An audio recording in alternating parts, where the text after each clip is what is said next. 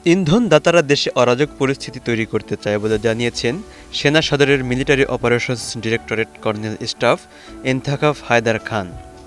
ঢাকা সেনানিবাসের অফিসার্স মেসে গত বৃহস্পতিবার বিকেলে আয়োজিত এ ব্রিফিংয়ে তিনি বলেন, ইন্ধনদাতাদের পরিচয় এ মুহূর্তে বলা সম্ভব নয়।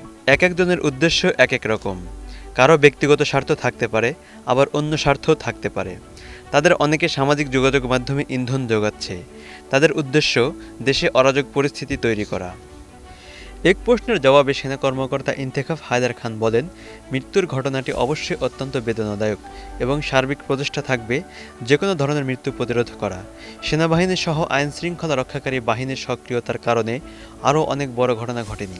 সেখানে আদালত প্রাঙ্গণে এবং রাস্তায় বিক্ষোভকারীদের সংখ্যা কীরকম ছিল, সেই পরিপ্রেক্ষিতে কিন্তু ঘটনাটি আরও খারাপ হতে পারত। আইনশৃঙ্খলা রক্ষাকারী বাহিনীর সময়মতো পদক্ষেপ গ্রহণের কারণে পুরো ঘটনাটা অনেকটা নিয়ন্ত্রণ করা গেছে।